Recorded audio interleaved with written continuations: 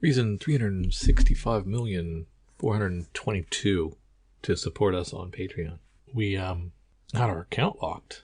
Our server was locked over the weekend, and turned out it was time to pay the bill, and it was a doozy. And under normal circumstances, it would have caused quite an issue, but because of our patrons, we had money in our account, and we were able to quickly move that over, pay our dues, and get our account turned back on to where you really didn't notice, I don't think, that our account had been frozen. We appreciate our patrons, so please head over to patreon.com/comicsfunprofit and support us at any level to keep the lights on. Literally, figuratively, keep the lights on. And we appreciate those of you who do. Thank you so much. Aloha! This is Jason from Hawaii. Welcome to a special edition of the Comics for Fun and Profit podcast.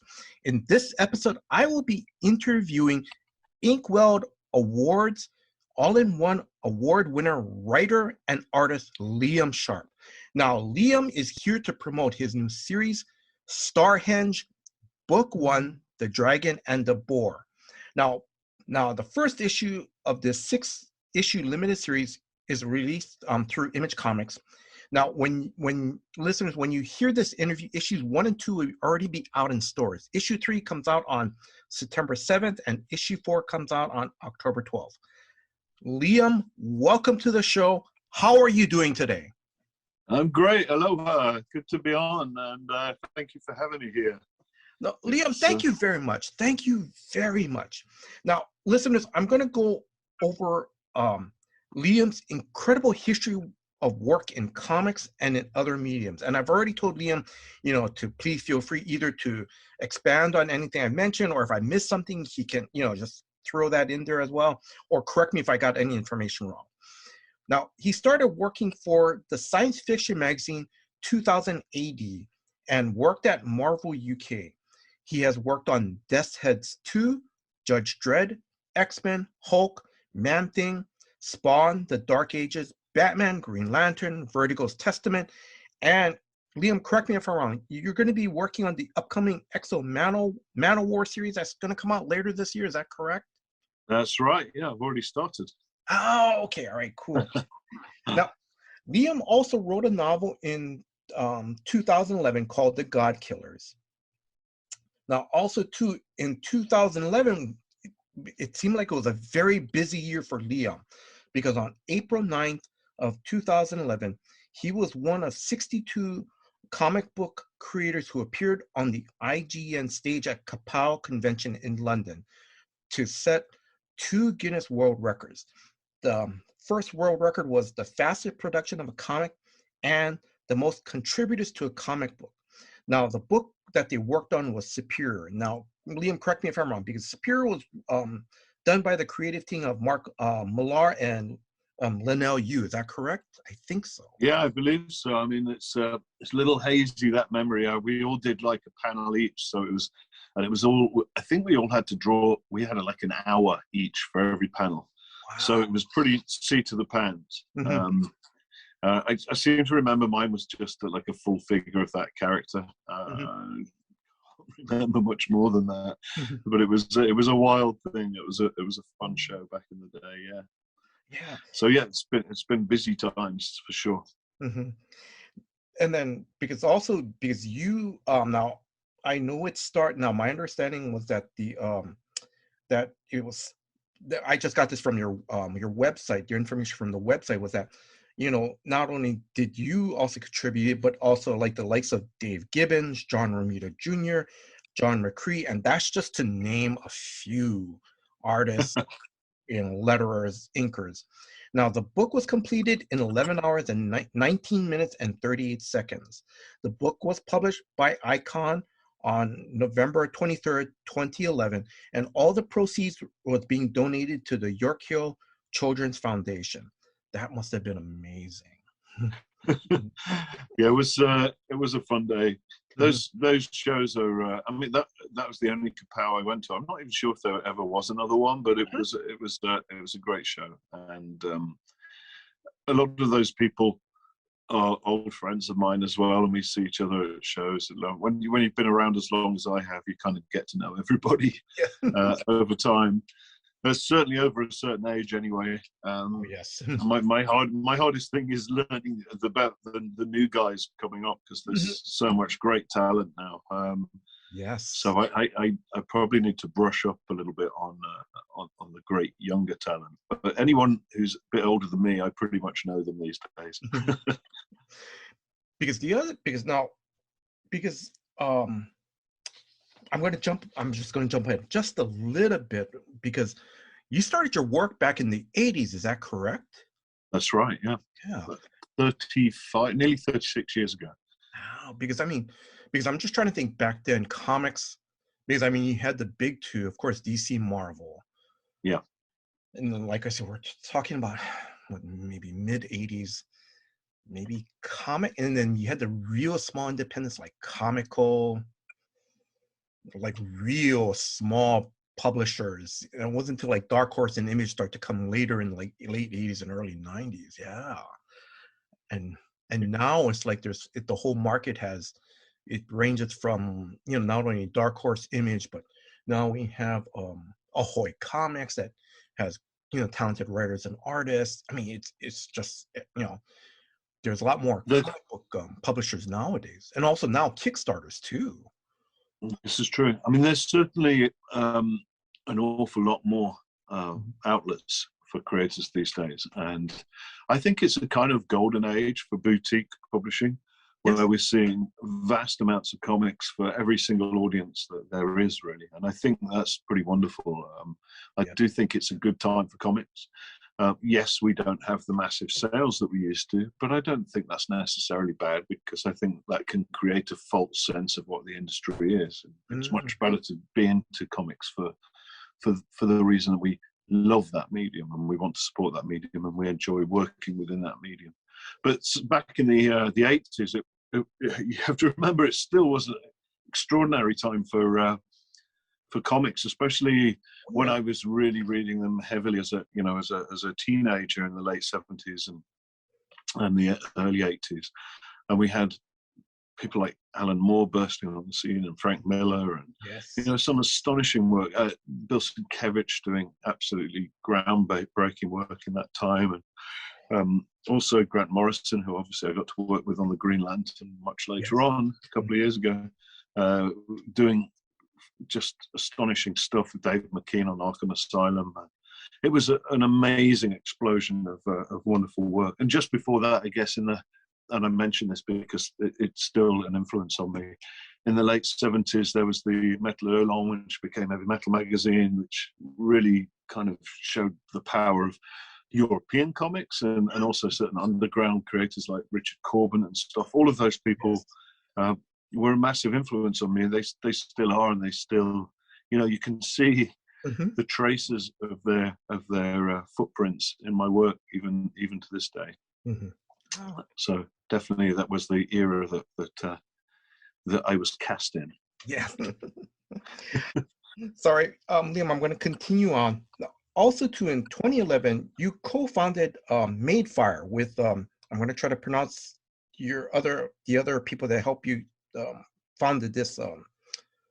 Your company was Ben Wilston Holm and Eugene Walden. Is that correct? That's right. Yeah. Okay. Yeah, it was an interesting little adventure. Sadly, no longer existing. I just did 4 years with them before I moved on to do Wonder Woman at DC. But it really grew out of, originally, I had a company called Mamtor Publishing, and we did some anthologies that were great, and that had some wonderful creator-owned content. And when that started to get a little bit rocky, we weren't getting enough sales, unfortunately, because at that time, in the very early 2000s, there just was a bit of a crash on the print market, and it was also clear that the online marketplace was becoming quite an interesting space, and there was likely to be some evolution of storytelling media within that space. So we kind of jumped on that and got I think really, you know, we were just way ahead of the game on that, and actually probably too complicated, because really people don't need much more than either a PDF type format or a scrolling format. You know, they work just as well. I'm not sure the enhanced reading experiences are particularly what people want. But I do think that we did the most evolved of them, and you know, it was an interesting time. I definitely got some great stories out of that time. You know, getting to work with Bill Sienkiewicz on the Sherlock Holmes story that we published on the platform was amazing. But again, sadly, the app is no longer, so those things are kind of lost to the lost to the past. But it brought me to America, which was something I'd always dreamt of doing. And I've loved living here in California, and just having access to LA and a lot of friends over here and the conventions that are in America, and being able to meet a lot more of my US-based fans than I had been prior to that. So those kinds of things are amazing. And I don't think I ever would have got to go to Hawaii. Oh yes, to Maui, you know, if it hadn't have been for living here. So I'm grateful for that too, and it's definitely been an amazing adventure, and I'm still sort of in the thick of it. All right, so listeners, you know, I will ask Liam a little bit more about Maui later in the interview. Liam, I'm just going to finish up your incredible work history, because you've also worked in movies and TV. Now, some of Liam's works include production design for movies such as Small Soldiers and Lost in Space. That was back in the 1990s. And also, I saw this on your website that you also did, or your Wikipedia page, I want to say, I'm sorry, is that you also did the character design for Batman Beyond. I mean, that you have an incredible history. That's great. It's funny, those kinds of things, they come and they go, and you're never quite sure how much of the work you did is going to make it onto the screen. The interesting thing with the Batman Beyond thing is that they sent me the script, and back then there was no internet. I was sending everything by fax, and I was doing it through I was really working through contacts at Hasbro, amongst other places, and basically you'd get a script and a fairly broad sense of what they were asking for, and they'd say, look, we need a future design for Batman. And I did something pretty spiky. I did the full face with no mouth area showing, and very slender, and sent it off, and didn't really think anything of it until we were actually in McDonald's, and there was the toys that were a giveaway there. And I had my young daughter with me, and the toy was basically the model. It was pretty much my drawing, you know, for Batman Beyond, and that was the first time I saw it. It was like, wow, I think they really stuck with like the first iteration that they threw at them. So yeah, I can't take all credit for those things. There's so many different designers and artists and creators that are used for developing that kind of TV show. But I played my part, and I definitely it definitely looks an awful lot like the very first drawing that I did for it from back in the day. It was the same with the Gorgonites for Small Soldiers. That was much more clear, though. You can see my stamp all over the Gorgonites, particularly Archer and Insaniac. So that was a lot of fun. Off the cuff question: how cool was it that you guys are at McDonald's buying a Happy Meal? Your daughter, you're buying your daughter a Happy Meal, and you see act like the design of Batman Beyond as one of the toys. How cool was that? Oh, it was weird actually, because it was like I think I'd forgotten that I'd even done it, because that job was like probably only a 2 or 3 day job, throwing a whole bunch of sketches at the studio, and then that was over, and then you don't think about it for months, and it's like when I saw it, it's like, hang on, that's really familiar. It's ringing all these bells in my head. That looks like something I designed. It's like, oh no, I did did design that. So it was a funny moment, and I don't know. It's weird because creativity is like an odd echo chamber where things go out into the world, and you do a lot of things, and lots of stuff gets shifted and warped and changed and or repurposed, and I think we all feel that there's like a familiarity to these things, and sometimes you get a bit lost about what was yours and what wasn't. But yeah, no, it was nice to be involved in those projects. Yeah. That is so cool. Now, Liam, do you want to add anything? Do you want to did I miss anything, or do you want to add anything that you want your listeners to know about? Like spotlight on one of your works that you're really proud of. I for your think listeners to probably pick up. the last 6 years has been, well, okay, let's go through quickly. Yes, yeah, that's fine. Because I suppose, there's several things. Right at the beginning, I was very lucky when I was 17 to get to work with one of my real heroes, a legendary European artist called Don Lawrence. And I did a summer holidays with him when I was 17. Then I went back to school, and when I left at 18, I went straight to work with him as his assistant. That was my first work. And I spent just a few months with him, maybe 8 months, I think, before we decided that he really didn't want to hand over the reins to Storm yet. He realized how much he loved that character and didn't really want to give it up. And I also realized that actually I didn't want to just be a clone of Don and just do his book.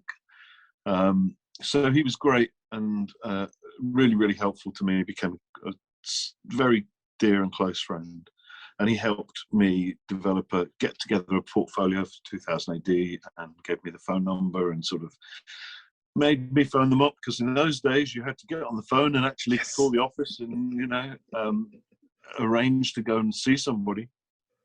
Thankfully, because of purely by dint of having worked with Don, the door was fractionally more open than it might be to most people. So I turned up with my portfolio and I showed them my stuff, and they gave me a pin-up and then a dread story, and that was really my foot in the door.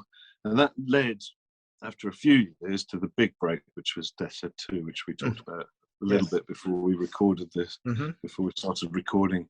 And that thing was like crazy because it just exploded, that redesign. Yes. Something hit a chord. I mean, it's patently a mashup of Predator and Terminator. Very obviously. And also Paul Neary, who was the editor-in-chief then, he had been an editor of a comic I'd read growing up, which was the Star Wars Weekly comic, which was a reprint of the US edition. And he used to put stories in the back of those comics that were amazing, like Bill Sienkiewicz stories. He did a Star-Lord story with this lion-headed man, and he put the John Byrne and Chris Claremont Star-Lord story, which was incredible. And so I had always loved the Star Wars comic as much for the backup stories that Paul put in there. So when I went and I finally met him at Marvel UK, I discovered that he was responsible for inspiring me so much when I was a kid. It was kind of amazing. And he really encouraged me to draw in the style of Jim Lee and they call it the Image style now. It wasn't the Image style, it was the House Marvel style back then, because you had Mark Silvestri and Jim and all of those guys, not exactly drawing the same style, but they had this new, very dynamic, very in your face, beautifully sort of decorative style that they were evolving. And you could see a sort of DNA in it that was very unique and very sort of state of the art for the times. And that was the really big inspiration for the Death Set stuff, and a large part of why I think it took off and did so well. But crazily, it did nearly 500,000 sales, that book, which today is just staggering. We never get anything near that. Yes. And so that was like the first big break, was really the Death Set stuff. obviously Man-Thing along the way was one of the proudest moments. Spawn the Dark Ages was an interesting time.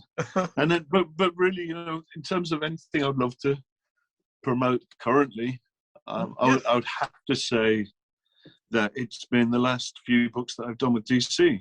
Obviously, there's Starhenge, which I know we're going to get to talk about in a bit.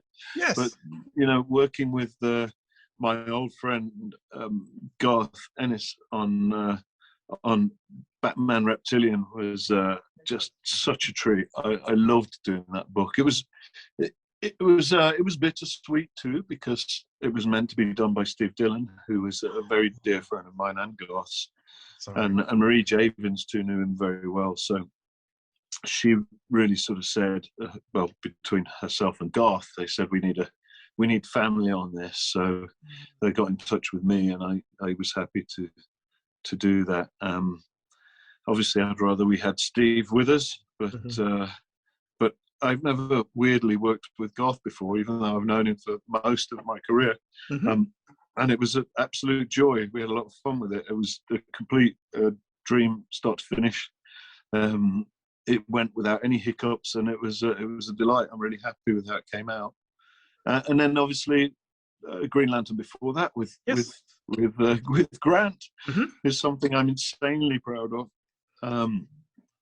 Just because it's the longest single run I've done as an artist. Two seasons of 12 issues each. It was quite a feat, and also just a pleasure start to finish. I loved working with Grant so much.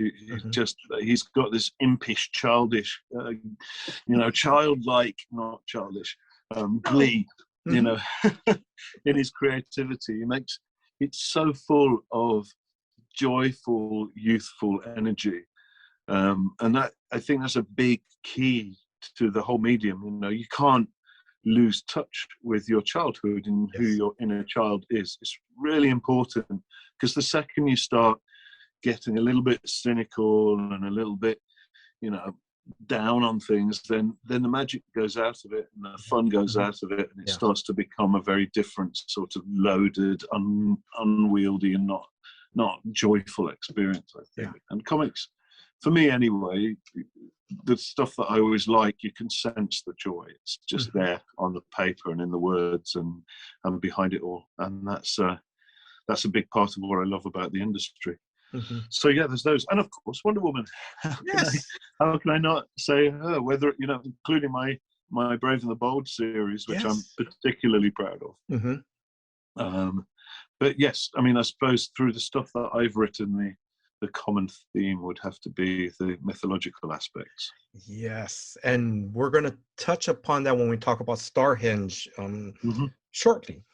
Now, I know you now, as you mentioned before, like, you know, you read comics in the late 70s. Richard Corbin was like one of your influences and so forth. I'm going to ask, what books did you read growing up? Well, I mean, apart from Star Wars, which was amazing. I was a big Conan fan. Again, the black and white magazine format ones were the ones that I really liked, that had that sort of creepy and eerie kind of style, almost like the Warren comics with the painted covers and whole stories or big chapters. You know, John Buscema was just amazing to me. You know, it's right that they call him the Michelangelo of comics. His figure work is second to none. I wish I had that lucidity, and I wish I had that fluidity when it comes to figure work. I definitely would aspire to that. But you know, Conan's a big one, because I would say that three of the great, you know, the great triumvirate of Conan artists is, of course, John Buscema, Barry Windsor Smith, Rosetta. They're the three sort of, they're the Rush of Conan art, you know. And all of them have inspired me in different ways. From Barry Smith, it's all about the detail and the world building, the textures, the plants, the pre-Raphaelite aspect to it. That appeals to me hugely. with Buscema, it's the physicality, it's the dynamics, it's the anatomy, and with Frazetta, it's just the mood and the kind of weight of you always feel the weight of the sky is like it's always threatening to thunder, and the shadows are deep, and you can tell he's just been through the wars. There's so much sort of gravity in those astonishing paintings. So all three of those massively affected me. And obviously with Rosetta, it's more book covers. But I would actually say that I have, even though I'm more of a comic artist, a huge amount of my work is really inspired by illustrators and people like Rosetta. And there's just a swathe of them. I used to love the Paper Tiger books by Roger Dean that were out in the 70s. He started with Views, and he did like the coffee table books of album cover art and things like that. But he went on and published a whole series of books, Paper Tiger and Dragon's Dream, with incredible artists from fantasy and science fiction. Chris Foss and Boris Vallejo I loved as well. Oh yes, yeah. And there was so many people from that era that inspired me. So I would say even to this day, my art's got all sorts of influences from not just comics but from illustration as well, and even to a degree fine art. I draw influences from everywhere. I'm trying to think what else. I used to love Mad Magazine. No, that's fine. Yeah. It was great. My uncle was in the Navy, and he used to bring copies back, and I always loved that comic. And then there was other things like I think the first superhero comic I remember seeing was a Gene Colan Daredevil issue, which had the stilt man in it, and he had a hipster. He had a supposedly twin brother Matt did called my God, his name. No, yeah. I know. Yes. He was like a hipster, and he spoke in this like ridiculous 60s lingo, but it was really actually Matt in disguise. Yes. So I remember that, but yeah, I mean, Avengers and the Hulk was a big one. I loved the Hulk. I still have a big giant treasury of the Hulk. I used to get Rampage, which was the black and white UK reprint. Fantastic Four, I mean, all of it. I just consumed it all. Comics was just something I loved. Even Fat Freddy's Cat and the Fabulous Furry Freak Brothers. That, great back in the 70s, right? Yeah. Okay. Good times, man.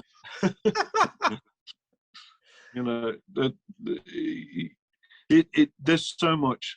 I mean, when my shelves are packed full of books from when I was a kid. My library is probably my proudest. It's the only thing that I truly own, that I truly love. I'm not very. I'm not really into objects or things. I'm not. What's the word? I'm not. Yeah, I'm not driven by acquisitions and that kind of stuff. But I love my library and I love my books, and I still, I'm drawn to it, and I still find inspiration every day from the books that surround me. That is really nice. Now, I know you mentioned a little bit that, how you started your journey, you started working in comics just a little bit. I'm going to ask you, how did you feel when you first saw your name on your first comic book that you did? And correct me if I'm wrong, because it was one of the issues of 2000 AD, is that correct? Yes, yeah, it would be. How did you feel? It felt then the same as it feels now. I still get a thrill out of it. It's still, I still pinch myself. It's a funny thing that it's not uncommon for creators to have this weird imposter syndrome sense of like, wow, I can't explain why it doesn't feel real, but it still doesn't. It still feels like, you know, I'm looking up to the heroes that I grew up with, and I'm this lucky kid who's just breaking in. Even after all this time, I certainly have no sense that I am, you know, which I clearly am, a veteran of the industry now. Yes.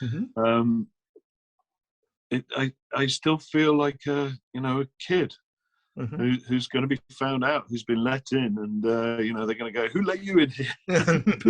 Boot me out again. Yes. So it's still magical. I'm expecting a box full of Starhenge 2 any moment, and I can't wait to crack it open and have a look. It's weird too, is it? Like, often when you see it for the first time, it just doesn't feel real. You have to have it around for a while, Yes. before you can see it with sort of clear eyes, without you know, without the sort of, well, just with clarity, because it is extraordinary. I grew up wanting to do this. I wanted to be on the published page, and I feel very well. I'm just incredibly grateful that I have a couple of hardback books of my art, and I have, you know, innumerable comics, Yes. and trade collections of this. But I've also always loved prose, so I'm very proud of the fact that I have 2 published novels and another on the way, and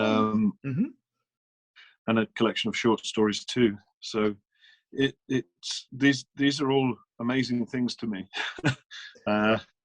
And you know, I just feel very grateful. I just feel extremely grateful, extremely humble, and very still really excited to be working in the creative arts, the imaginative arts. It's like, it's the best job in the world. Liam, thank you for answering that question. Thank you very much. And then you mentioned you're any moment you're going to be getting the second issue of Starhenge. So I'm going to start moving into that. So let me read a couple quotes that were from issue number 1 from from other creators about, you know, so Starhenge. So Dave Gibbons said, "A star-spanning saga of ancient magic and deep science, vividly told by a modern master of the comics media." And he is right about that. That is true. Brian Michael Bendis, and I kind of just took one sentence out of his quote, was Brian Michael Bendis said, you are about to experience a next level artistic event by one of the greatest voices in all of comics. And I'm going to say that is true, Liam, because I don't have it in my notes, and you don't see it in my notes. Because I read the first issue online, because there's one splash page. I was so mesmerized. And I know listeners, it's going to be kind of confusing, and I'm kind of hoping, Liam, you kind of know which splash page I'm talking about. But it's in the future. There's a futuristic spaceship in space. I mean, that was visually stunning. I mean, I was looking at that for a little while. It wasn't like, okay, oh, this looks nice, and I moved on. It was like, oh my God, because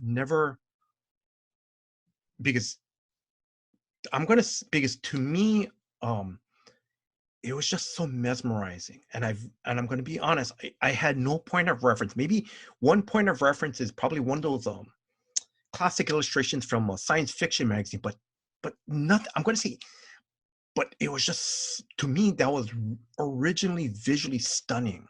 That was incredible. Yeah. Thank you. Well, for a start, I mean, having both of those acknowledged masters and legends of the industry say such kind things about my work was deeply, you know, humbling. I still get goosebumps when I think about that. And, you know, like I say, I still feel like an imposter. So to me, I don't feel like I'm you know, I'm in their league, but I know other people believe I am, so I'm grateful for that. That regarding that particular spread, that's where I have to thank people like Jim Burns and John Berkey and Chris Foss, and you know, all the people who worked on Star Wars the movie, because that's definitely, you know, an inspiration on that too. From you know, I was a Star Wars generation kid. I grew up. I read the book before the film came out and collected the comics. Cool. So yes. I was, gosh, what was it? 70. I was 8 when it came out. 76, wasn't it? And just obsessed about it.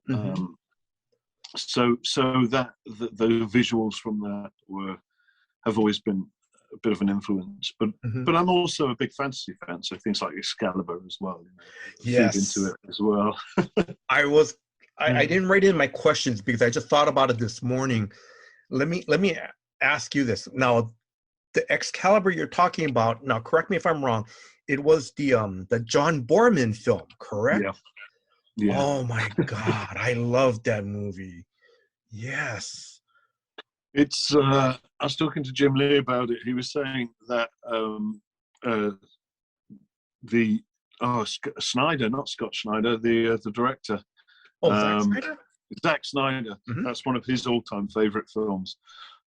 As well, and was a big reference point for him on the films that he made. But yeah, I mean, it's a full-blown shouty film. You know, he doesn't shy away from the kind of bombastic elements of that story, and you know, everyone's riding around and shouting and talking top volume, and the Merlin's completely kind of bonkers and and I love that. You know, I love that take on it. But and he obviously went completely fully for the Thomas Mallory version of the Arthur story, with the Knights of Shining Armor, the chivalric aspects, and all of that. So, you know, of course, I was always going to love that film. I think as well, you know, Conan the Barbarian, the movie, was another one. I loved the Arnie movie, and you know, that era of swords and sandals, and I trace it right back to even things like Jason and the Argonauts, really, you know, which is probably where my real love of that kind of material was seeded, which is a kind of mix of historical and mythological and swords and monsters, and you know, high fantasy based in semi-historical or mythological kind of background, mixed with the Star Wars. You know, you stick those two together and you kind of get you get your answer as to what Starhenge is all about, you know, or where it came from, or where its deepest origins were anyway.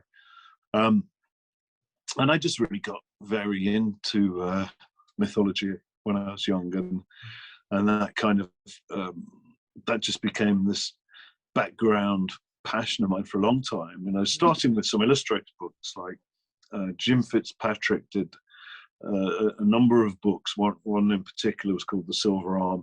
He is most famous for, like, just amongst the general public, for his Che Guevara picture, which was on a million student walls back in the day in the 70s.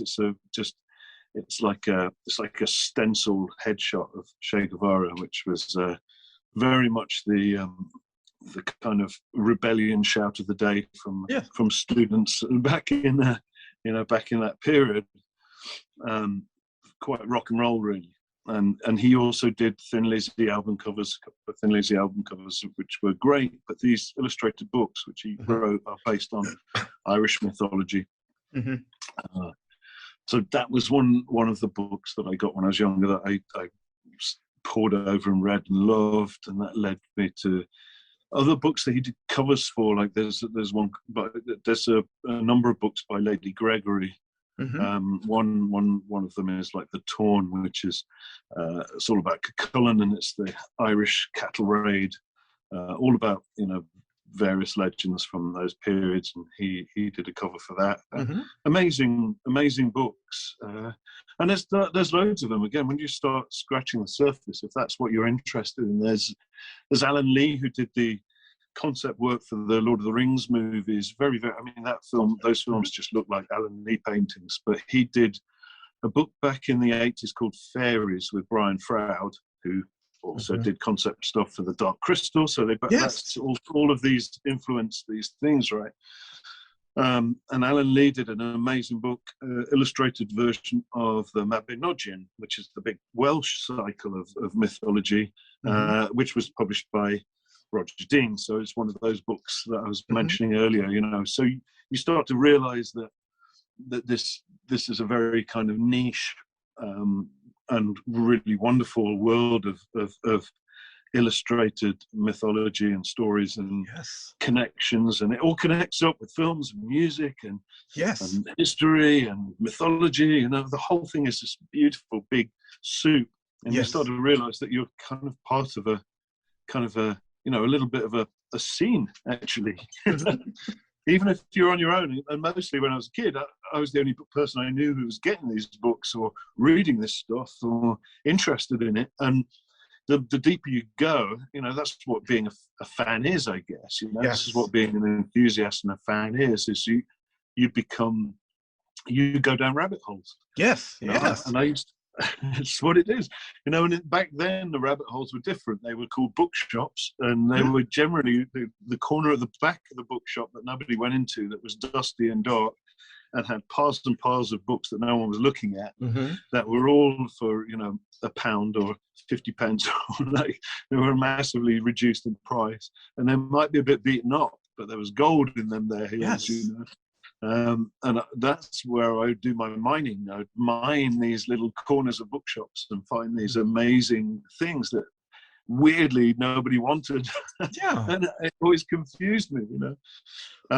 And that's where I started building my knowledge for all of these things was with these books, and they were my constant companions and my best friends and my you know, teachers. They taught me more than anything else, I think. You've already talked about the inspiration for this story, and so I'm going to ask you one question, and it's just for listeners. Like, can you just tell the listeners what is the story about Starhenge? Well, I can have a go. So the story is set in the deep future. We find our way to the planets that have Goldilocks zones because we need to, because the only hope for mankind is that we can survive beyond the death of our own planet, and that we can spread out amongst the stars and live amongst them, because everything is finite. So we're always treading water, and we're always biding our time. So the only future hope is to do that. They find a way to travel at speeds that exceed the speed of light, despite the scientific supposed impossibility. My view is, like, they used to say that about the speed of sound. You know, every generation says it's impossible, you can never do this, and then the next generation does it. So they figure it out. They get to the Goldilocks zones, and one of these planets, unfortunately, has had an ancient civilization on there before, who created AI and everything Elon Musk is talking about these days, and a lot of other people are very scared about and paranoid about, happened. The AI woke up, the machines took over. The Terminators basically killed all the organic life on the planet. And once they'd done that, they went back to sleep and they just lay dormant. Humans land on the planet, the machines wake up, they go, hang on, there's life, there's more life, we've got to sort this out. So they extrapolate everything they can from the spaceship and the information carried in the spaceship. They torture the astronauts.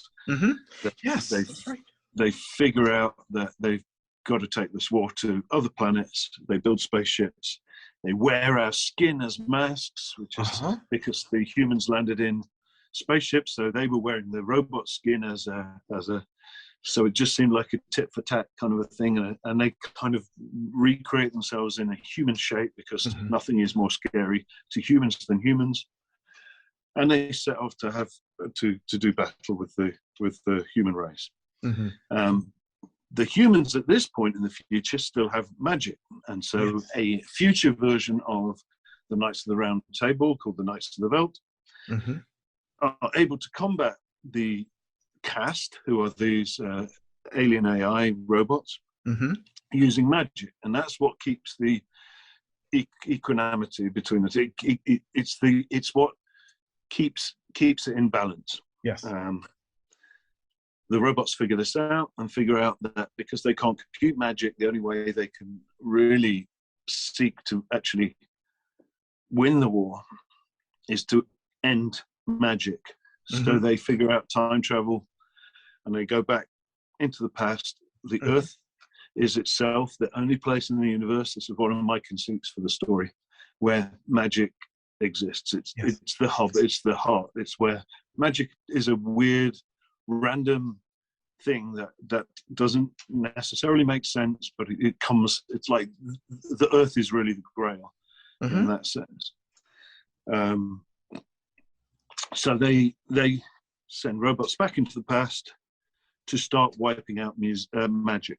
The Earth Queen, who's like the leader of the future Earth forces, and she's connected on all the different levels. So she's connected in the thought spaces and in the mathematical spaces. She's plugged in so she can compute super fast, but she's also in the physical plane as well, where the actual war is going on, because the war's happening in all of these places. In the one area where the robots can't go, which is the equivalent of an astral plane. Yes. She leaves a message in a bottle for herself, knowing that if magic is wiped out, she won't be able to remember it, because the timeline will have been changed, and therefore magic wouldn't have existed. So she needs a way to alert herself should anything change. And she opens one of these. A basic signal goes off. She becomes aware that something has changed. Magic is no longer there. Everyone's forgotten about it. The knights have disappeared completely. No one can even remember them existing. And now they're losing the war. So she figures out something's happened in the past. Magic needs protecting. Yes. And so she starts sending people back into the past to try and do something about it. First, she sends Gwen, who's a close colleague and a lover and another soldier like Merlin, Wilt, who's Merlin, and then she doesn't hear anything from any of them. So it seems to be failing, and her last shot is really Merlin, who's been carked to be able to change shape and to manifest these powers. And she sends him, even though he hates war, he doesn't really like fighting. He's he's quite a complex character. He considers himself more of a lover than a fighter, really.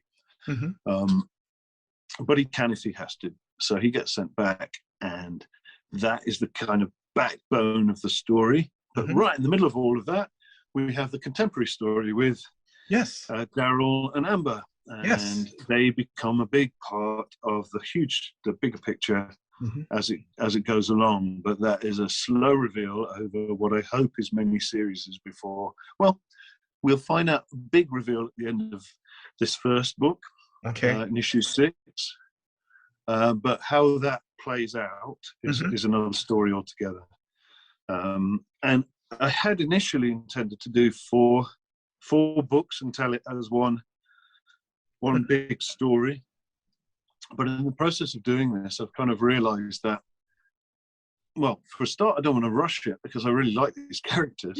And I like this universe. And there's so much to play in. We've got the, present day, past with magic, future without magic, and possibly with magic. We've got so many, it's a massive sandpit to play in.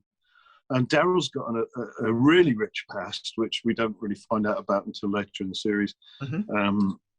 And there's like, suddenly my head is just full of like tons and tons of ways to just enjoy myself in this massive sort of sandpit, this massive universe that I've built. So I hope now, my current hope is that it does well enough that that I can come back and revisit it in a sort of ongoing way and do, you know, maybe a 6-issue or 8-issue series every year, more or less, you know, and just keep it going. And, you know, I wouldn't want to say that it was a completely ongoing series, because I've got some plans to do other books with other writers. Yes. So I want to do some other books with other people as well. Yes. But I would like it to be a regular series, definitely.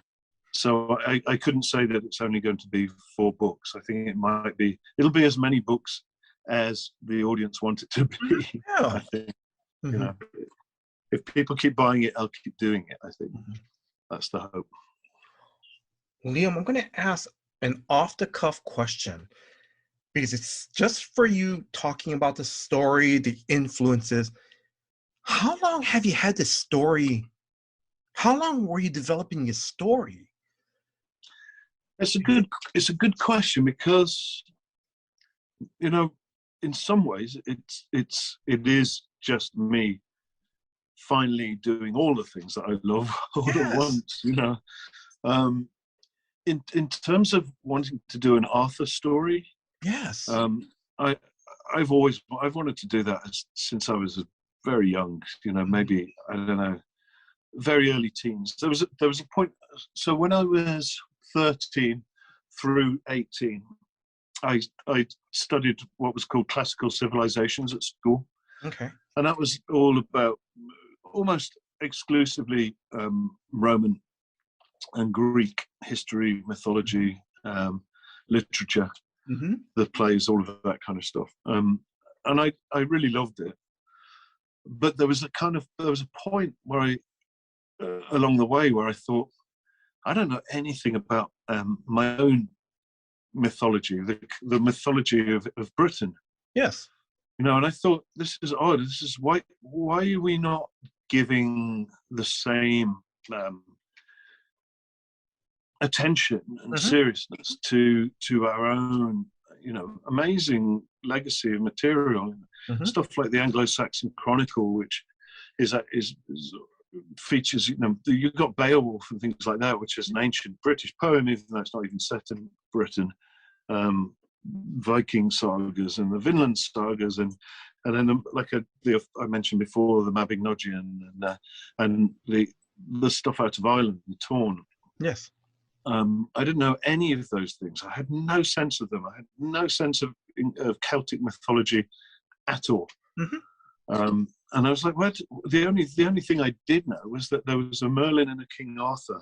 Yeah. And sometime around the age of 14, I'm guessing 14, 15, a book came out by a chap called Nikolai Tolstoy.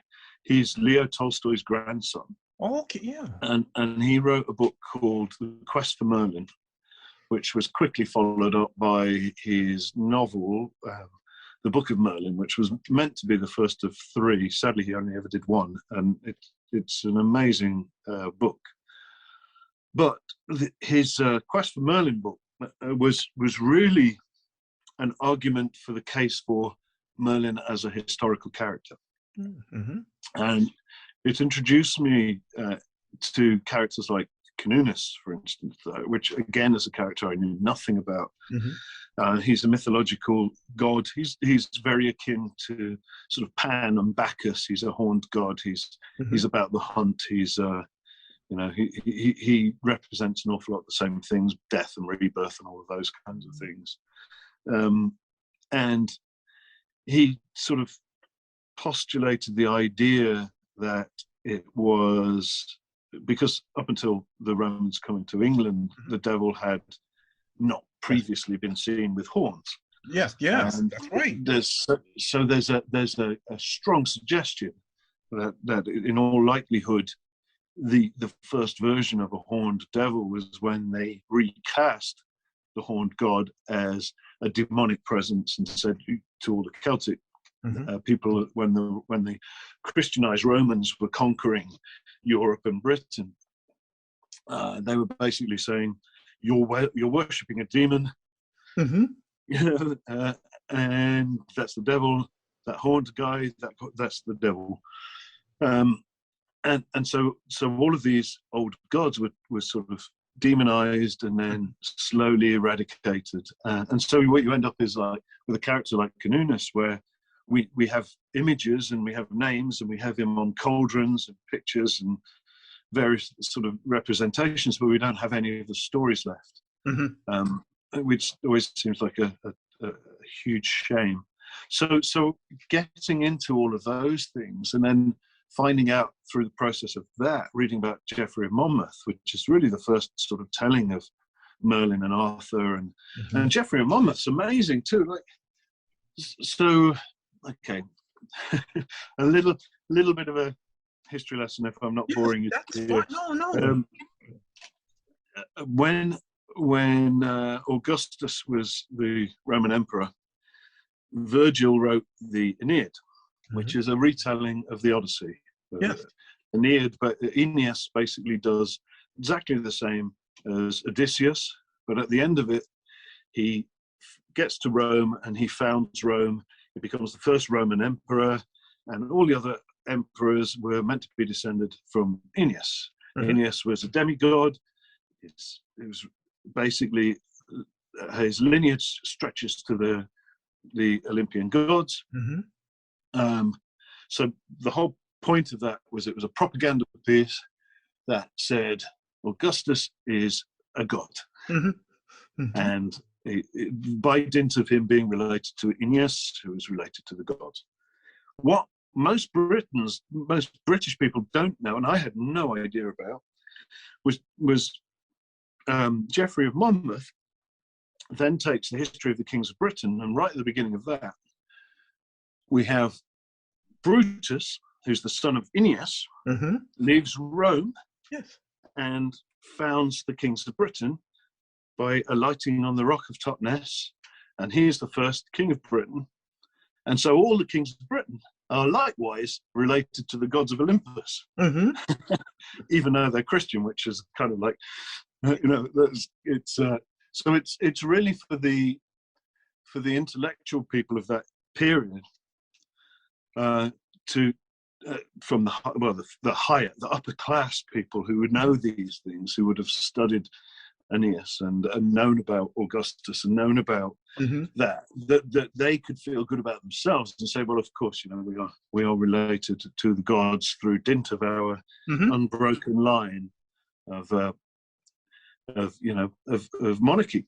And I found that absolutely fascinating, And the history of the kings of Britain is very much a fabrication. That there are historical figures within that book, but it's very much romanticized. There's magic. There's dragons. There's stuff. There's stars in this. There's exploding fireballs in the sky. There's dragons, and it's and also the amazing thing, and this is alluded to in the series too. And I sort of don't want to make a spoiler of it, but I can't help myself. No, that's fine. There's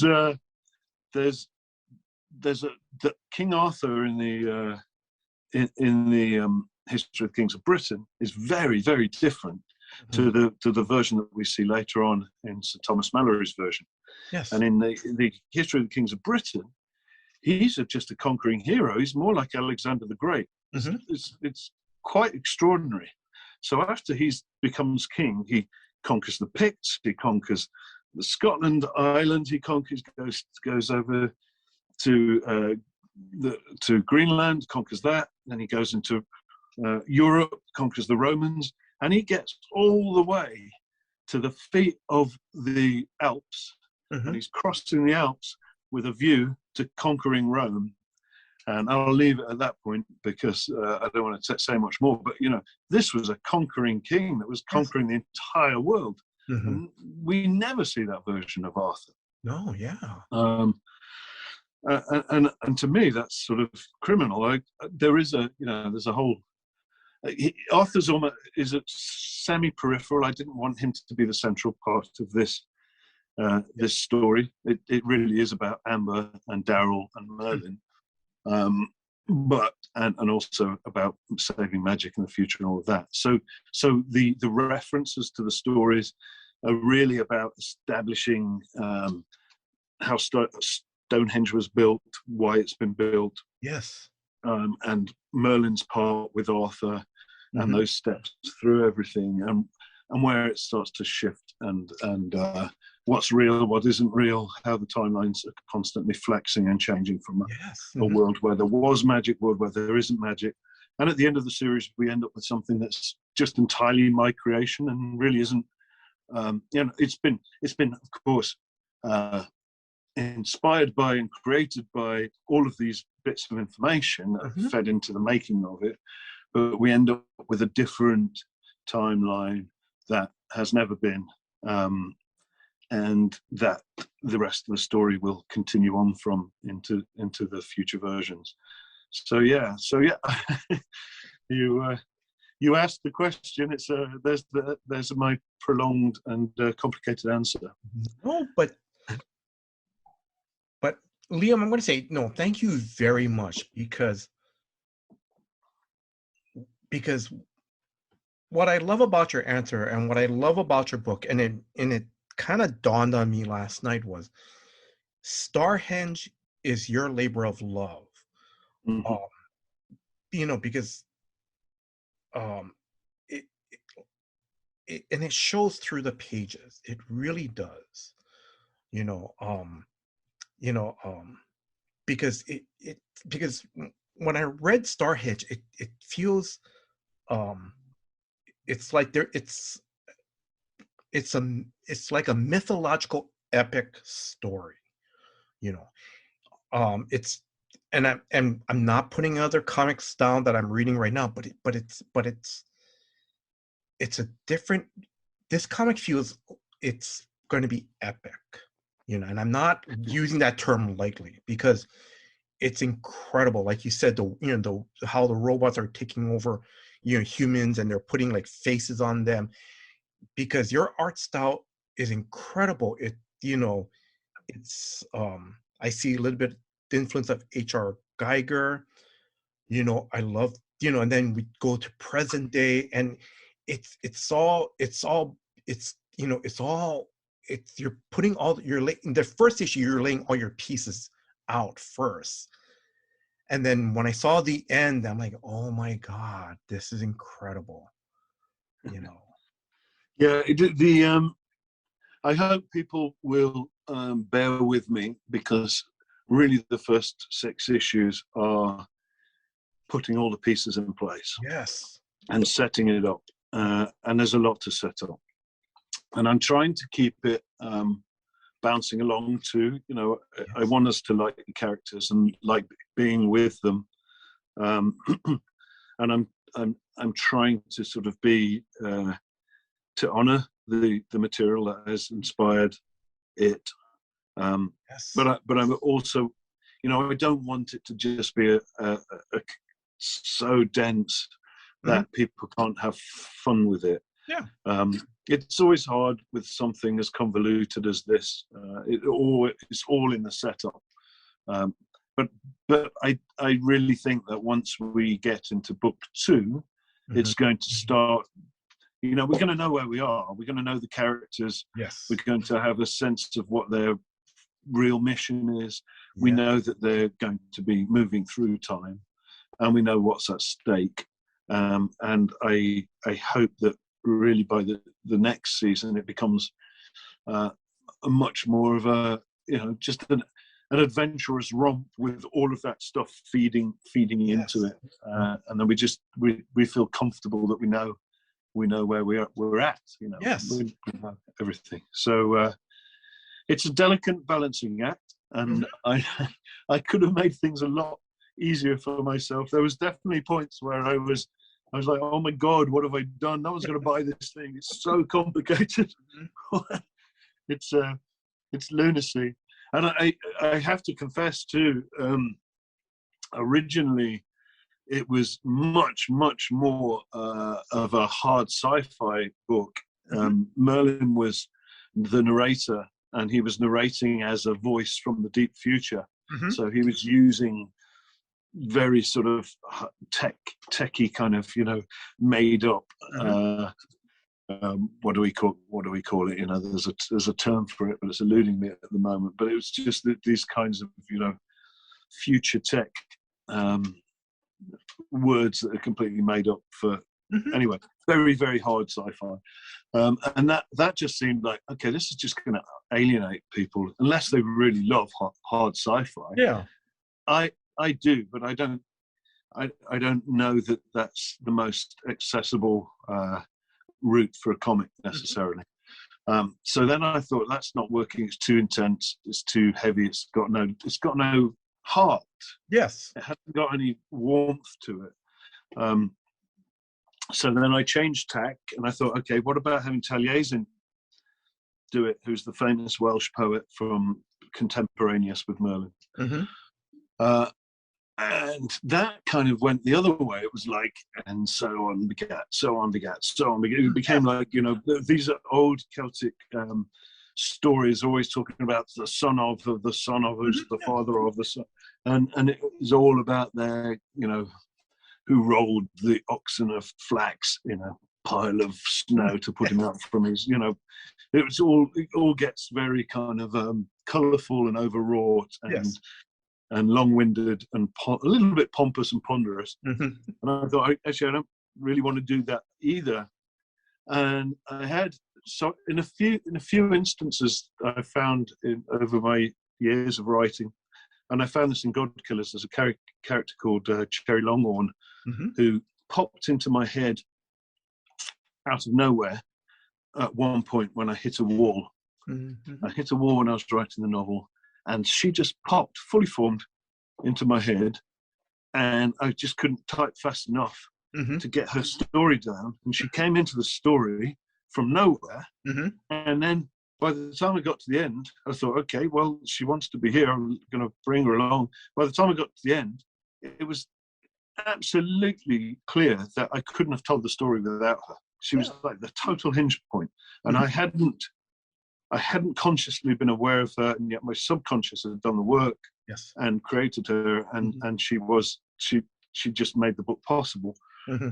In the same way, Amber popped into my head like this solution, and she just became fully formed. And she's informed by my kids, who are all grown up, and, you know, my youngest is 18 now.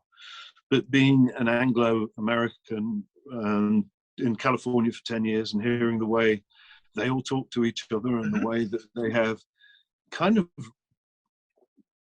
deep cuts when it comes to culture. You know, they'll go back to all sorts. They, you know, my kids will listen to Rush and Yes, and they'll listen to, you know, whatever else is super contemporary, who I don't even know about, and would embarrass myself if I even tried to list a few, you know, contemporary artist names. But they'll talk about Doctor Who, and they'll talk about, you know, nerd culture is very embracing now, and isn't embarrassing in the way that it was when I was a kid, you know. It wasn't a solo pursuit. Like, it's no longer a solo pursuit. You can talk about anything. You can embrace your love of progressive rock, and that was cool. I had to listen to it in secret when I was a kid, particularly when I was around about 18 at school and everything. That was not the age to be admitting your deep love for Yes. So I just love that, and I love the fact that the kids, you know, will infuse their conversation with pop culture references and all of that kind of thing, and that just seemed like a fun way to make some of the more dense stuff accessible to people who might not read that material. It's like, oh, you don't read hard sci-fi? Okay, think of it like, this is what Doctor Who would say is timey-wimey shit. You know, it's like that kind of a thing. Oh, you don't, you know, you haven't seen this kind of a thing. Well, maybe if you've seen Edward Scissorhands, you can kind of get a vibe of what I'm saying, or, you know, just stuff like that. References that just help put you in the place. But they're also kind of fun too, because, you know, you learn a lot about the character very quickly by those references. It's like, this is this is a kid that is obviously interested in a broad spectrum of music, art, film, and she's a little bit nerdy, but she's also good looking, and she's kind of, she can move in that weird hinterland between the sort of two places of, you know, very cool high school kids and you know, completely off on her own, living in her own head fantasy world that she's also in. So yeah, she really became the voice of it, and as soon as she came in, it changed everything. It made the whole, it blew the world open for me. It meant that it's a bit like, that's the other thing I realized in writing a Merlin story. Merlin's a bit like Doctor Who and a bit like Gandalf. You can't, they're not the center of the story. They're more like, they might be what it all hinges around, but the only way you're going to be in that story with him is if you're a hobbit, you know. And hobbits are very much like, they're just us.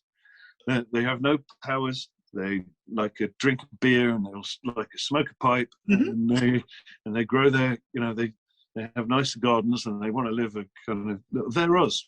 And the big stuff going on around them is everything else.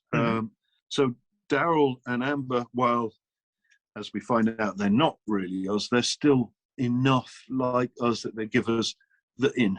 They give us they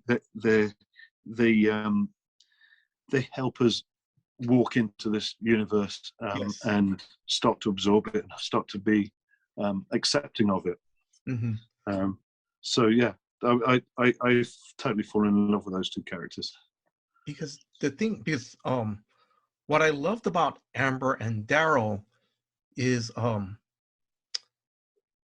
Amber, because when they're on, correct me if I'm wrong, Mount Diablo, Amber talks to Daryl and gives him a little bit more information about, this is what it really, you know, this is the history of it, you know. And I think that's what I found fascinating was it's a respect for the history of what came before. It's not just like, oh, look here's Mount Diablo. Oh, this is nice. Okay, let's move on. But it's like, no, she takes the time to explain to Daryl what, you know, what the whole background stories and everything is. The thinking about that, funnily enough, is because we used to live in Brighton, which is where Amber's from back in the day. And just outside of Brighton, there's a place called the Devil's Dyke, which has its own myth. It's a big hill, but it's got it's basically like a dike. It's a big dip, and it's an old hill fortification and all this. But there's a great myth about, which I won't spoil for you because that's an issue too, about how that was formed. And then when we moved to Walnut Creek and discovered the local big mountain was called Mount Diablo. So we got the Devil's Dyke in Brighton, got Mount Diablo in Walnut Creek. And I was very curious. So I wanted to know why it was called Mount Diablo, because the same way that I wanted to know why the Devil's Dyke was called the Devil's Dyke. And so I looked into it, and those were the stories. So it is the local stories to the places that I've lived again, you know, and it's something else. It's like I sometimes just discovering a book like Starhenge or anything like it that tells you something you didn't know about an area. That can be enough to trigger you to just ask questions you might not ask otherwise, you know. There's a lot of people who live in this area who still would have no idea why it's called Mount Diablo. And now they might be interested to find out a little bit more, you know, and they would know reading this why. So just fun to include those kind of little details along the way, and it just also seemed relevant to the kind of general vibe of the story. Liam, just listening to you talk about, you know, your influences on, you know, the books that you read, the influences on you, why you wrote this story, Starhenge. What I love that you said is that basically you're, and to me, and correct me if I'm wrong, but it's your love for the history. Make sure it's, you try to find the accurate history, and this is what you want to bring to it. But not only just to bring sort of a background history into the story, but also the excitement, the, the your love of mythology, epic mythology. You're Well, creating your own mythology in this book. it's very it's it's certainly true. It's that funny disjunctive world where history and mythology meet, and where they part, and what is real and what isn't real, and how we remember things. Yes. And how history is always written by the victors, or yes, which is demonstrated by the fact that we know nothing about Canunis, because it was just wiped from the history books by the people that conquered Britain at the time. And there's so many examples of those kinds of things. So I would definitely say, I mean, it's fun. It's fun to think that the notion that American comics are the mythology of this century, of our times, to sort of get a little bit more literal with that, and try to do something that really is, within the realms of mythology, and respectful to historical mythology. Yeah. if you could call it such a thing. Seems like a fun thing to do. I am aware, and was always aware, that it was possibly a difficult sell. People like the bombast of slugfests and heroes and that kind of material, and I know that this is a very unusual book. So it was there was, again, definite moments where I kind of went, "What are you do? You're crazy." You're the back of you're off the back of having done a bit of a run on Batman with Tom King and Catwoman, Batman Catwoman, and you've just done a Batman book with Garth, and you've done Green Lantern, you've done Wonder Woman, you've just done all these like iconic superheroes. You've got a chance to do an Image book, and you do this. It seemed a bit crazy. And I thought, was it the wisest move? But of course it was the wisest move, because it's coming from the heart, and it's coming from a genuine place, based on years and years and years of absorbing information and loving this kind of material, and all of my childhood influences from Dot. So why not? If I'm not going to do it now, I'll never do it. Now's the time. And so that's really been the impetus for it. And it's I've just added 2 extra pages to issue 4 yesterday, because I felt like I'm rushing that bit. And the nice thing about being creator owned is I can make the issues a little bit bigger or smaller. I can add 2 extra pages, and it's not going to cause a problem, because we don't lose 2 major advertisers in the issue. And possibly, I could even add more pages. Issue 1 was 30 pages of story. Yes, that's right. Which, I thought, well, I'm going to give them as much as I can in that first issue and make it feel substantial, because 22 wouldn't have been enough, to land it. But it's nice. I'm doing sort of issue 4, 5, and 6 back to back. I'm literally doing them all at the same time.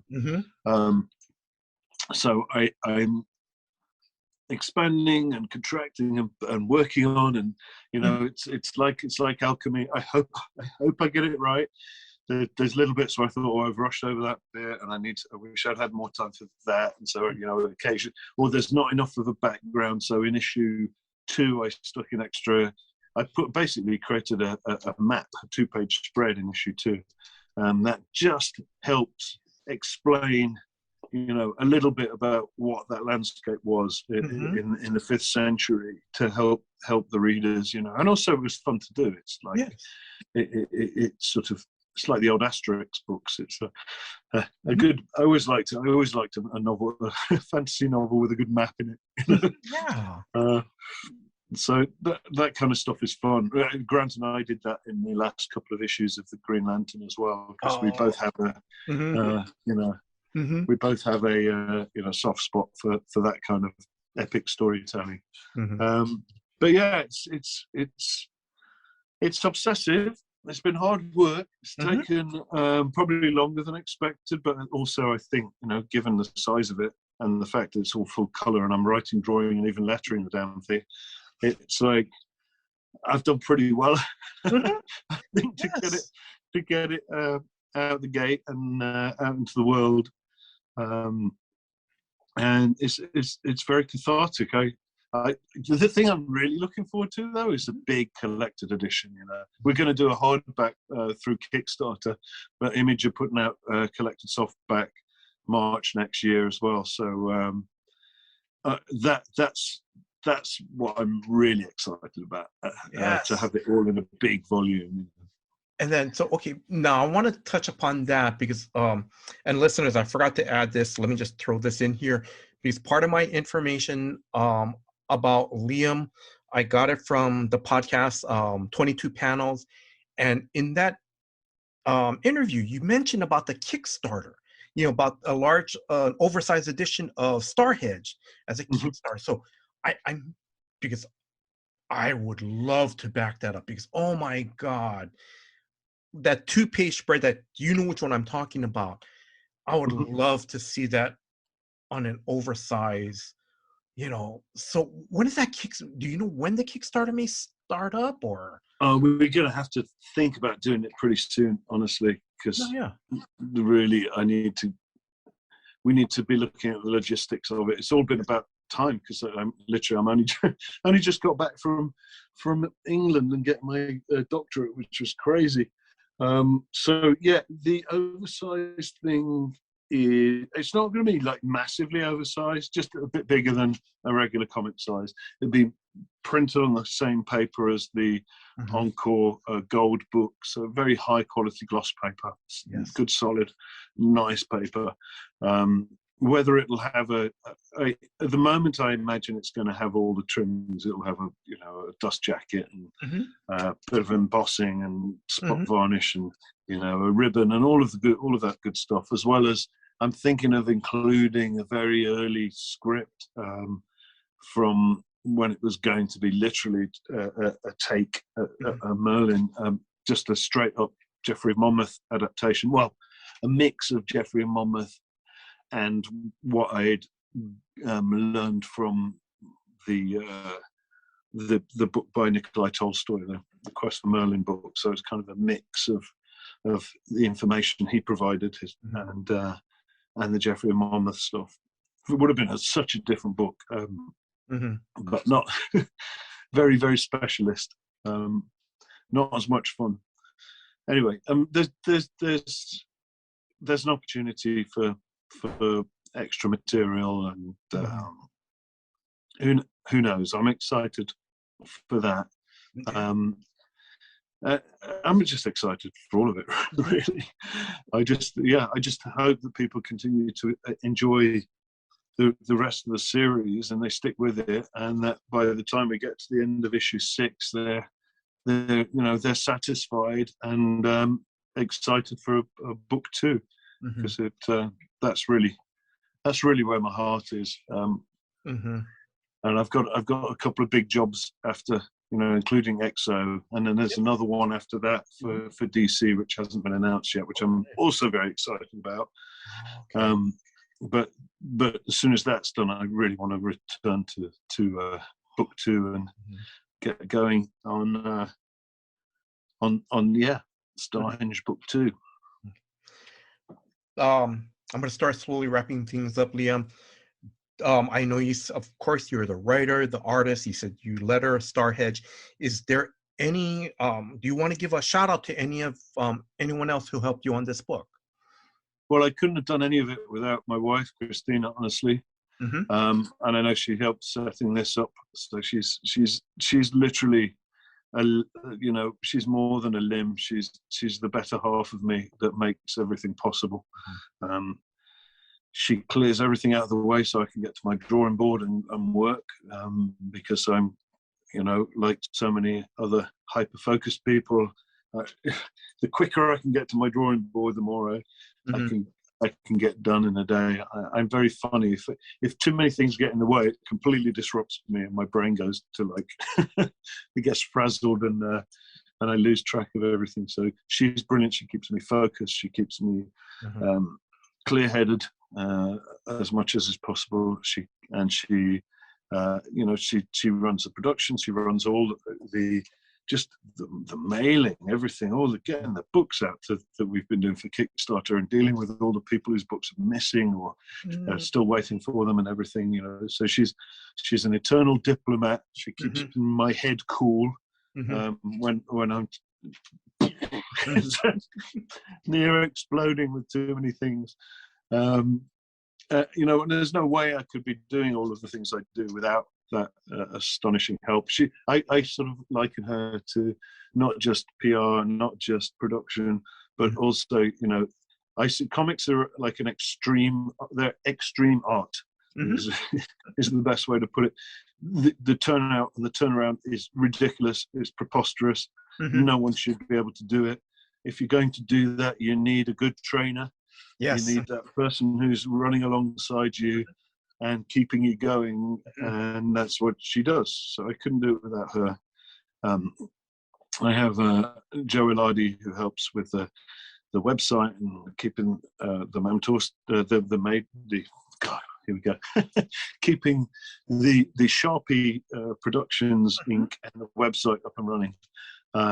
Joe's been fantastic, and Dave Gibbons, obviously, for his font.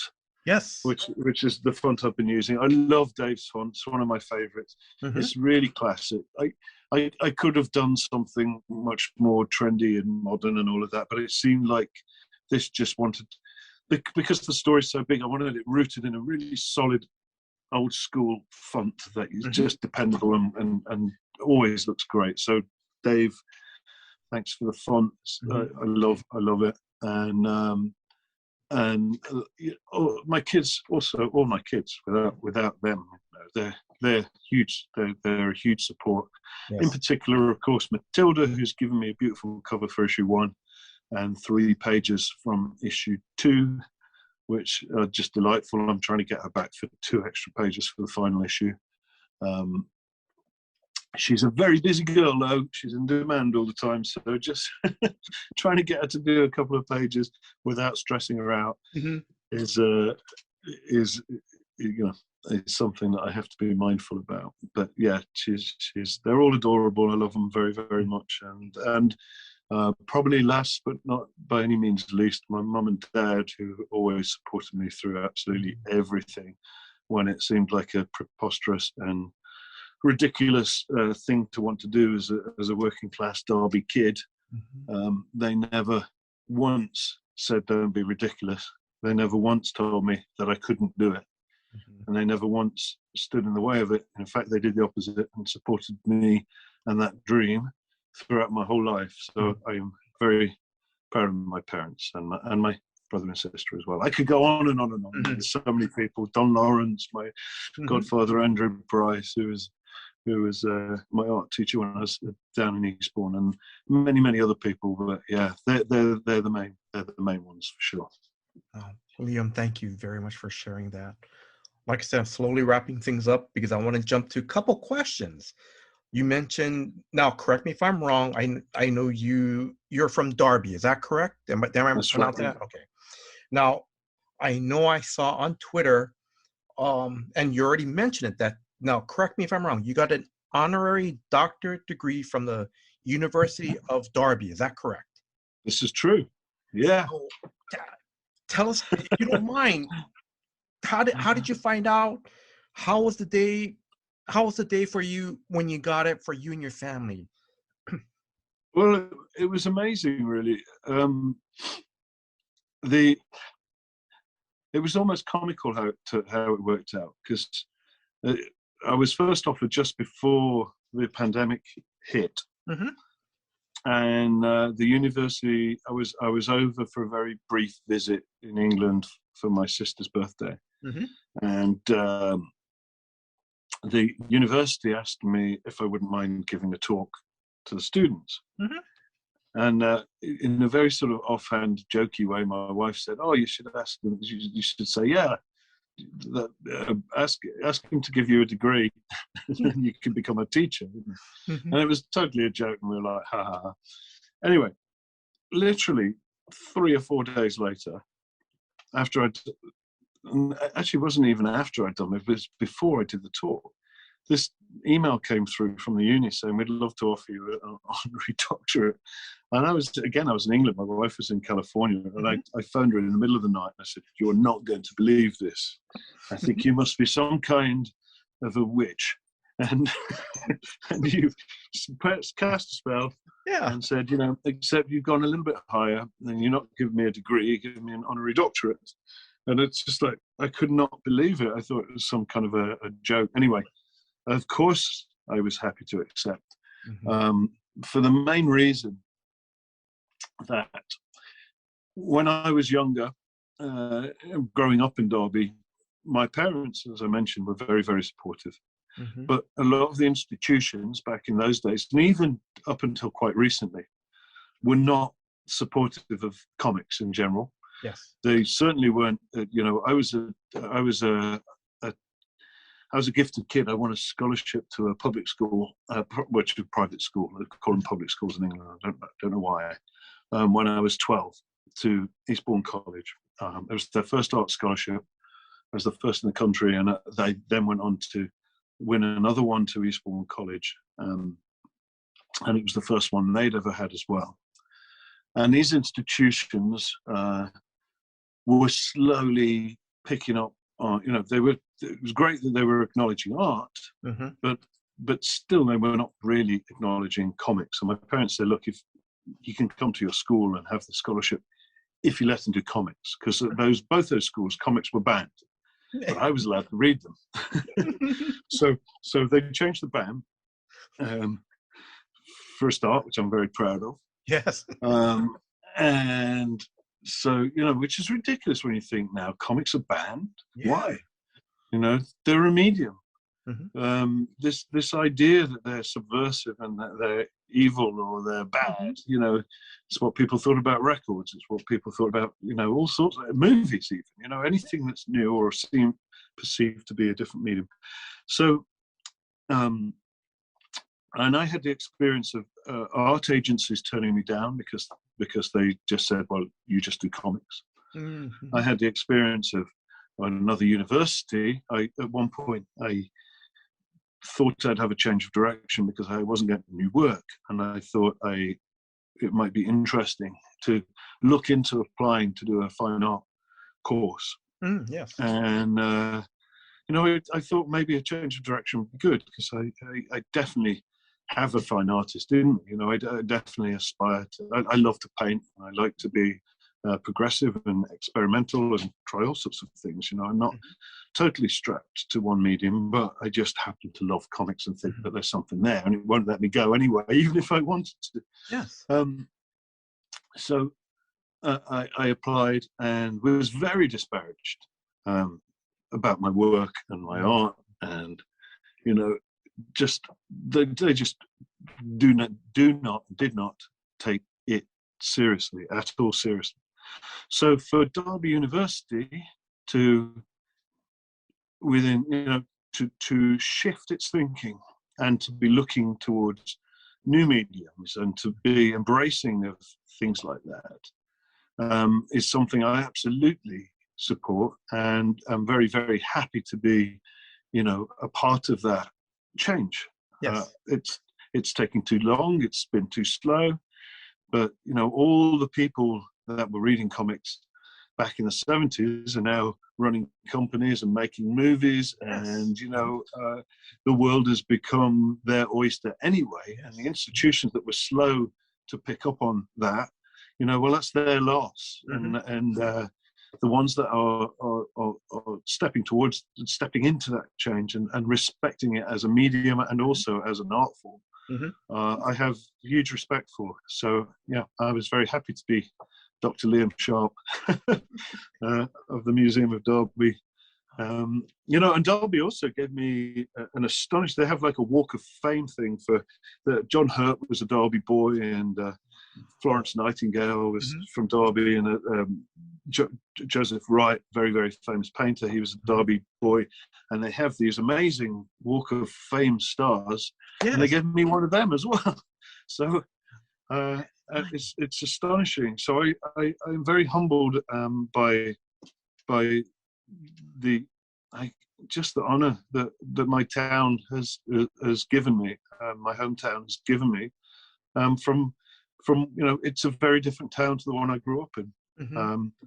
And it's nice that it is celebrating its people from that city and their achievements in the ways that they are.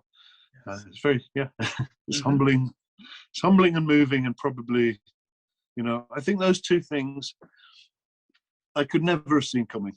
What if someone had ever told me that, oh yeah, one day this city will have a star with your name on it, and they'll give you an honorary doctorate, I'd have told them, I'd have laughed very loudly for a start, and then probably used an expletive and told them where to go. Yeah. All right, Liam, a couple more questions. I'm going to wrap this up. Last year, you were at the Maui Comic-Con. How did you and your family like Maui? Oh, it's beautiful. It's beautiful. I mean, there's an enormous amount of romance surround just the notion of islands full stop, I think. I've always been drawn to islands. Britain's a big island, but it's still an island, and there's an island mentality to it. Stories like, even like Easter Island, Rapa Nui, and all of those, the legends of those islands. And I've always been drawn to the islander mythology, the sense of that enormous chain of islands across the world, pretty much.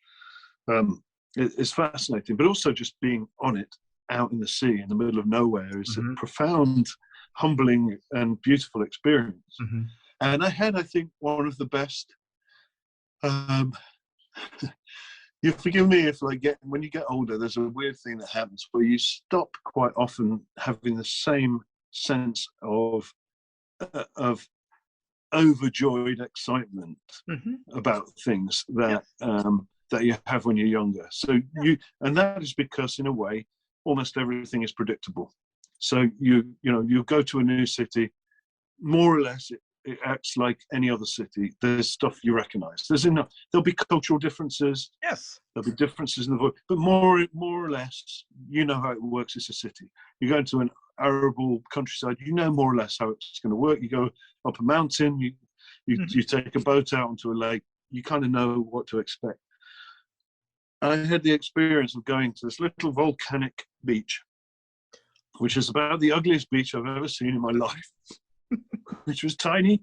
It had goats in the trees behind, and it was massively overcrowded, and it was really painful to get to it.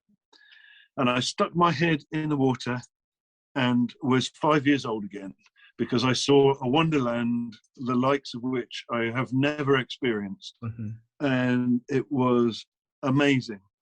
And my head came out so fast, I was just shouting to my wife. I was like jumping up and down. I just could not believe the difference of the little volcanic beach to what was under the water. And I saw a turtle twice, and a fish, and just it was amazing. I don't scuba. I really want to scuba now. I had my little snorkel on, and I was just like, oh my God, this is heaven. This is the most profound and beautiful experience that I've had for many, many years. And nothing in my brain was prepared for it. I didn't know what to experience. So it was nice to have something like that happen, that just reminds you how just incredible this world is, and how beautiful it is, and how it still has a capacity to surprise and to fill you with wonder and to fill you with magic. And I will never forget that experience. I will never forget it. So I can't, if Maui touched me in many ways, but that in particular, I will say. Oh, and also just going for a dinner where the White Lotus was filmed, which oh yes, I love the White Lotus. The White Lotus was fantastic. So it's like, this is all very familiar.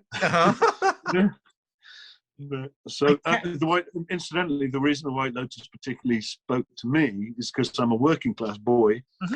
And so I felt like all the people, I felt like the islanders in that film, looking up at all the wealthy people, like, yes, oblivious to the real work that was going on below their noses, So that's one thing that, you get. I just feel really privileged to have come from those roots and to be able to walk in, the shoes that I walk in now, and to be able to see these things I never in a million years thought I would ever get to see. I'm very humbled. I loved it. I'm glad. Yes, thank you very much. The last question: any closing words to our listeners? Oh, I do have to say thank you to Alika, of course, for taking us around the island, and for being an extraordinary host. And thank you to the people who came to the convention. I know a lot of the people who came hadn't known of my work before then.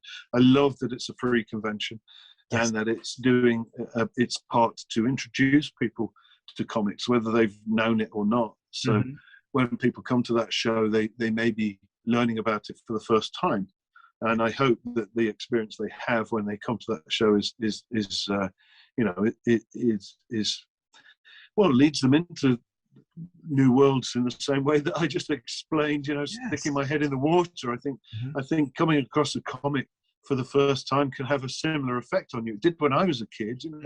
It can fill you with wonder, and it can take you on these amazing imaginative journeys. And so I love Alika for that, and for his his commitment to the people of Maui, and his commitment to the medium of comics. Yes. And it's just a great show with a very grounded, down to earth heart. Also, Auntie was amazing. All her food, and she took care of us every day.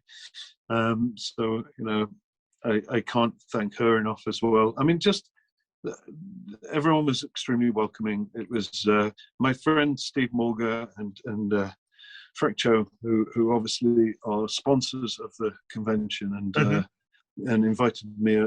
Got via Alika and got me along. I would be hugely remiss if I didn't thank Steve and Frank for that as well. So yeah, just I can't wait to come back, basically. Yes. And Liam, I'm going to say, because I still have to go to Maui Comic-Con, I'm going to say, if you are there and if I'm there, I'm going to personally, shake your hand, say hello. Oh, you'll be getting a hug. Yes, that's fine.